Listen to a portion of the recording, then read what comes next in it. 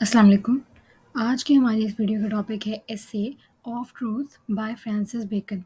Francis Bacon English literature की field के एक बहुत ही फ़ेमस राइटर और एसेइस्ट, जिन्होंने एसेज़ के जॉनरा को बहुत ज़्यादा तरक्की दी और इसमें बहुत ज़्यादा डेवलपमेंट की और काम किया।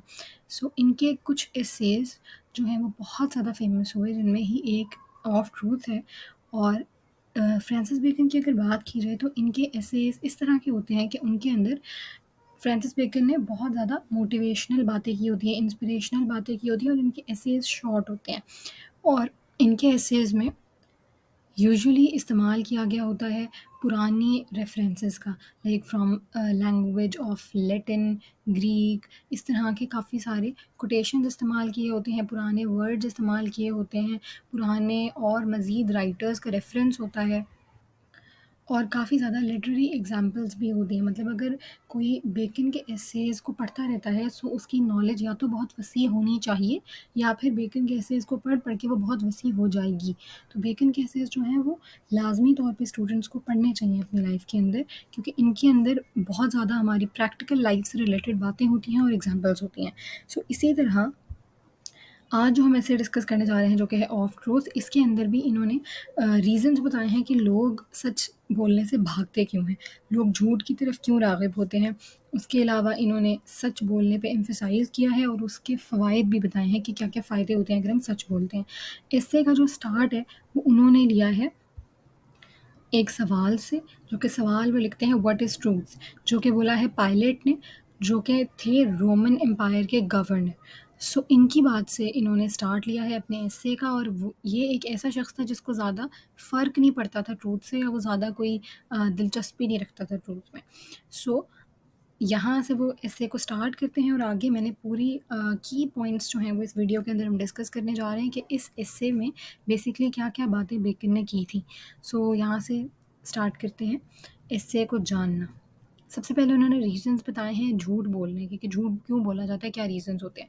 अगर फर्स्ट रीज़न की तरफ देखा जाए तो वो ये कि सच बोलने के लिए इंसान को बड़ी मेहनत रिक्वायर्ड होती है। वो मेहनत किस चीज़ की होती है? उस सच को ढूँढने की।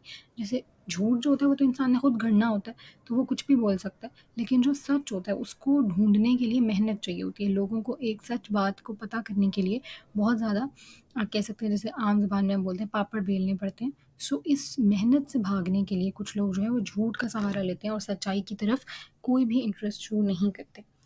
इसके अलावा सच्चाई जो है वो हमें हमारे ऊपर कुछ रिस्ट्रिक्शंस लगा देती है। वो रिस्ट्रिक्शंस क्या होती हैं कि ऑब्वियसली हमें अगर पता है कि एक बात सच है, तो हमारा चाहे जितना भी दिल चाहे, हम उस बात से भाग नहीं सकते। हमें यहाँ पे ऐसा है कि हमारी फ्री विल पे कुछ रिस्ट्रिक्शंस आ जाती हैं। मतलब अगर हम चाह रहे हैं कि हम इसके उलट कोई काम करें, लेकिन वी नो कि सच क्या है और सही काम क्या है, हमें उसी को करना पड़ता है, हम बाउंड हो जाते हैं एक तरीके से।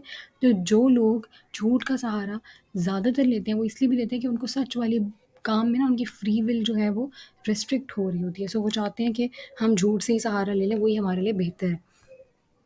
इसकी छोटी-सी एक एग्ज़ाम्पल दे सकते हैं बात समझने के लिए, वो ये कि जैसे बच्चे होते हैं, स्टूडेंट्स हैं, स्कूल गोइंग है, उनको पता है कि हमारा कल टेस्ट है, हमारा परसों टेस्ट है, हमने उस चीज़ को पढ़ना है।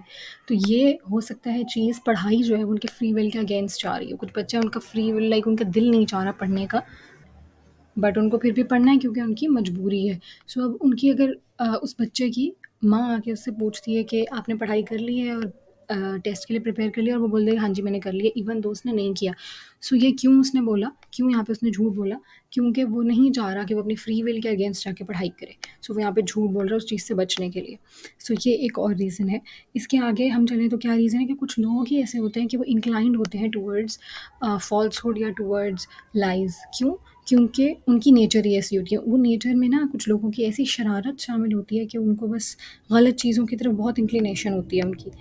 यहाँ पे भी हम देखते हैं जो लोग बहुत इंक्लाइंड होते हैं टुवर्ड्स ईवल, तो वो लोग क्या करते हैं, वो वैसे ही फॉर फन आप कह सकते हैं वो झूठ बोलते हैं। उनको सच बोलने की सच आदत नहीं होती। फिर उसके अलावा कुछ झूठ जो होते हैं वो फ़ायदेमंद होते हैं। फ़ायदेमंद क्यों? क्योंकि फॉर एग्ज़ाम्पल यहाँ मर्चेंट्स की जैसे कि लिखा है, तो मर्चेंट्स यानी ताजिर, यानी कि वो लोग जो अपनी चीज़ें एक जगह से लेके दूसरी जगह बेचते हैं। तो अब उन लोगों को काफ़ी दफ़ा उनकी चीज़ों में होते हैं फ़ॉल्ट्स, जैसे फॉर एग्ज़ाम्पल आजकल की एग्ज़ाम्पल अगर देखें तो मोबाइल फ़ोन जो है लोगों को बहुत शौक होता है चेंज करने का। सो अगर एक बंदे ने न्यू मोबाइल फ़ोन लेना है, सो वो अपने पुराने वाले को ऑब्वियसली चाहेगा कि उसकी अच्छी प्राइस लगे और वो निकल जाए, बेचा जाए, ताकि वो उसी पैसों में मज़ीद पैसे ऐड करके न्यू फ़ोन ले ले। सो अब हो सकता है उसके फ़ोन में बहुत सारे फ़ॉल्ट्स हों, लेकिन वो क्या करेगा, वो झूठ बोलेगा, उन फ़ॉल्ट्स को कवर अप करेगा ताकि उसको फ़ायदा मिले। फ़ायदा क्या मिलेगा कि उसको ज़्यादा पैसे मिलेंगे, लेकिन अगर वो सारे फ़ॉल्ट्स बता देगा तो ऑब्वियसली उसको कम पैसे मिलेंगे। सो लोग फ़ायदा देख के भी झूठ बोलते हैं, और ये वाला झूठ था, ये सबसे मेन ये रीज़न है कि फ़ायदा देखा जाता है अपना, क्योंकि सच्चाई में आपको टेम्परेरीली जो फ़ायदा है वो कम मिलता है। बाकी ये है कि लेकिन आपके दिल पे बोझ नहीं रहता जब आप एक झूठ नहीं बोलते और सच बोलते हैं। लेकिन अदरवाइज़ अगर दुनियावी फ़ायदा देखा जाए या जो ज़ाहिरी फ़ायदा है वो देखा जाए, तो ऑब्वियसली आपको झूठ कहीं ना कहीं टेम्परेरीली फ़ायदा दे देता है। फिर आगे अगर हम देखते हैं तो वो है कि जी ट्रूथ जो है वो अपनी बिटरनेस की वजह से डिसलाइक किया जाता है। बिटरनेस क्या है ट्रूथ के अंदर? ये बात तो हम सब ने कहीं न कहीं सुनी होगी कि सच जो है वो कड़वा लगता है, क्योंकि ये बात हकीकत है कि सच कड़वा लगता है। अगर किसी इंसान को आप उसकी गलती पॉइंट आउट करके बता देते हैं, तो इट मीन्स आप सच बोल रहे हैं, आप उसको बता रहे हैं कि उसमें क्या फ़ॉल्ट्स हैं, लेकिन उस इंसान को 99% चांस होता है कि वो इंसान को बुरा ही लगेगा। अगर मैं ज़्यादा भी एग्ज़ैजरेट करी सो 95 कर लेते हैं कि 95% चांस होता है, क्योंकि लोग जो हैं वो यूजुअली अपनी गलतियाँ जो है वो सुनना नहीं चाहते। तो सच जो है वो कड़वा लगता है लोगों को मोस्टली, तो इसीलिए लोग जो है वो उस कड़वाहट से बचने के लिए जो है वो झूठ की तरफ चले जाते हैं। लोगों की झूठी तारीफ़ करना, उनसे छोटी-छोटी बात पे झूठ बोलना सिर्फ़ इसलिए कि कोई हमारी बात किसी को बुरी ना लग जाए, तो लोग जो है वो झूठ की तरफ जाते हैं। लेकिन यहाँ पे भी चाहे सामने वाले को आपकी बात थोड़ी देर के लिए बुरी लग सकती है, लेकिन एटलीस्ट आपको झूठ का सहारा नहीं लेना चाहिए।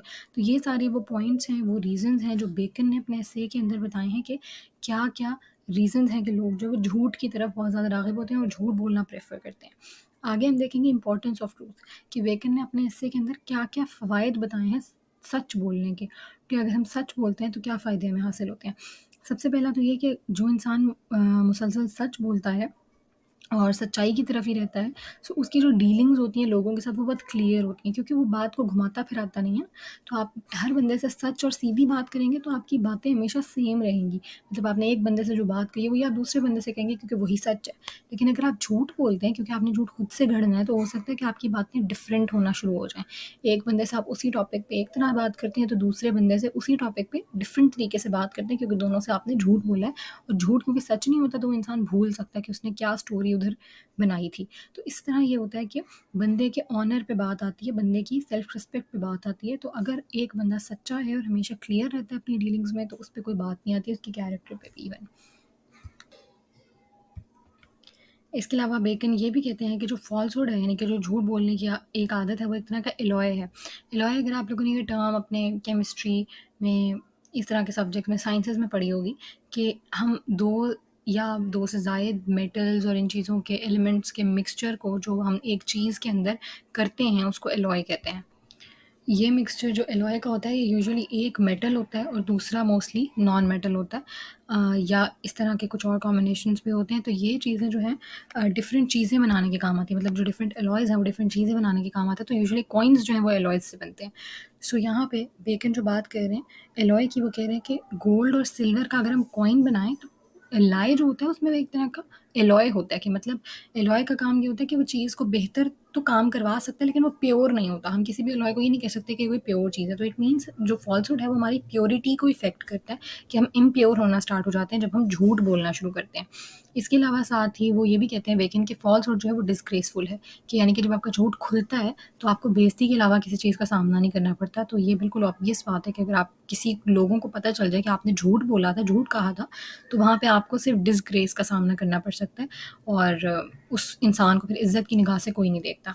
फिर इसके अलावा बेकन रिलीजन और फ़ेथ की बात भी करते हैं, तो वो इस तरह कहते हैं कि झूठ बोलना जो है वो एक सिन है, और वो इसको यानी कि झूठ बोलने को शैतान के कामों में से एक काम से मिलाते हैं। वो कहते हैं कि इस तरह के जो काम है वो शैतान के काम हैं।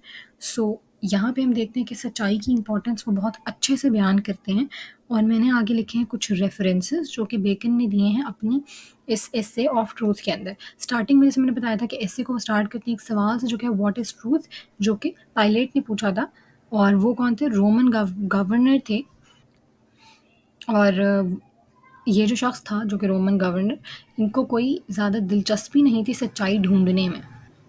तो इसीलिए इन्हीं के सामने जो है वो क्राइस्ट का ट्रायल हुआ था और फिर इसी शख्स ने जो है वो इसी शख्स के सामने उनको सलीब पे भी चढ़ा दिया गया था, जो कि बेसिकली हम सारा कुछ हिस्ट्री में जानते हैं। सो इसीलिए इस शख्स का एक तो रेफरेंस किया है बेकन ने। आगे हमारे पास क्राइस्ट का ही एक रेफरेंस आता है, यानी कि जीसस क्राइस्ट जो हज़रत ईसा है, उन्होंने ये फरमाया कि he shall not find faith upon the earth. तो ये line as it is Bacon ने अपने एसे के अंदर इस्तेमाल किया। जैसे कि मैंने शुरू में बताया था कि बेकन बहुत ज़्यादा कोटेशंस वगैरह का इस्तेमाल करते हैं और एग्जाम्पल्स भी देते हैं। आगे नेक्स्ट कोट जो है वो मॉन्टेनिया के का है, और ये कौन थे? फ्रेंच राइटर जिन्होंने एसे को इंट्रोड्यूस कराया था एज अ लिटरेरी फॉर्म। आप कह सकते हैं कि बहुत अर्लीस्ट एसेइस्ट या इंट्रोड्यूस जिन्होंने किया था एसे को, तो वो और उन्होंने क्या कहा? He is brave towards God and a coward towards man, for lie faces God and shrinks from man. So ये बात कही थी मॉन्टेनिया ने, और जो कि बेकन ने अपने एसे में ऐड की। वो ये, इसका क्या मतलब है कि जो एक लायर होता है वो अपने आप को गॉड से तो बहुत ब्रेव समझता है, लेकिन बंदों से बहुत कावर्ड समझता है, क्योंकि वो बंदों से ही झूठ बोलता है। जबकि उसको बात पता होती है कि जो वो झूठ बोल रहा है वो बेसिकली गॉड को तो वो बात पता है, ठीक है? तो उन गॉड से तो वो छुपा नहीं सकता, सो वो आदमियों से छुपा लेता है। तो इस तरह वो गॉड के सामने खुद को बहुत बहादुर समझता है, लेकिन लोगों के सामने बुज़दिल। तो ये बात जो है ये भी बेकन ने अपने उसमें ऐड की। तो ये सारी बातें जो हैं, जो बेसिकली इन्वर्टेड कॉमास के अंदर लिखी हैं, ये सारी आप यूज़ कर सकते हैं as references in your answers. और आगे मैंने कुछ टेक्सचुअल लाइंस लिखी हैं जो कि बेकन के ही एस्से से हैं, जो कि फिर आप लोग ऐड कर सकते हैं अपनी असाइनमेंट्स में, अपने आंसर्स में, अपने कामों में। पहली है, a mixture of lie doth ever add pleasure, यानी कि एक अगर मिक्सचर हो लाई का तो लोगों को बहुत प्लेजरेबल लगता है, बहुत फन लगता है झूठ को मिक्स अप करना। There is no vice that doth cover a man with shame as to be found false and perfidious, यानी कि इससे ज़्यादा बुराई कोई नहीं हो सकती एक आदमी के लिए, इससे ज़्यादा शेमफुल कुछ नहीं हो सकता कि वो झूठा पाया जाए और धोखेबाज पाया जाए।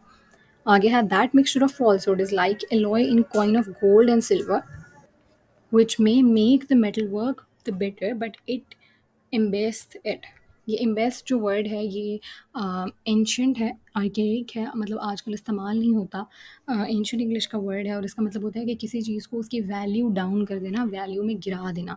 सो यहाँ पे जो बात है वही एलॉय वाली बात जो हमने पहले की थी, ये उसकी एग्जैक्ट लाइन्स है जो बेकन ने अपने एस्से के अंदर यूज़ की।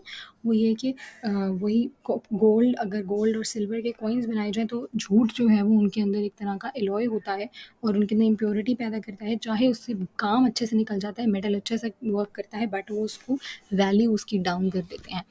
सो ये सारा कुछ था जो बेकन ने अपने एस्से के अंदर बयान किया। आई होप आप लोगों को ये इससे क्लियर होगा और सारी बात समझ में आ गई होगी। बेसिकली अगर ओवरऑल देखा जाए तो बेकन ने अपने व्यूज़ बताए हैं झूठ और सच्चाई के मुताबिक कि बेकन क्या समझते हैं, और उन्होंने कहीं पे भी ये एग्जैक्टली नहीं लिखा कि आपको क्या करना चाहिए, आपको झूठ बोलना चाहिए, सच। उन्होंने आपके सामने फैक्ट्स रख दिए हैं। आगे फैसला इंसान ने खुद करना होता है कि उसको किस राह को चुनना है और किस तरफ जाना है। सो बेकन के इस एस्से की रोशनी में आप अपनी डेली लाइफ को भी थोड़ा बहुत देख सकते हैं। So this is very significant I guess in our daily lives also. So thanks for watching the video. अगर वीडियो पसंद आई है तो इसको लाइक ज़रूर कर दीजिएगा and please subscribe to my channel ताकि आपके पास मज़ीद इस तरह का कॉन्टेंट पहुँचता रहे। अंटिल द नेक्स्ट वीडियो, अल्लाह हाफिज़।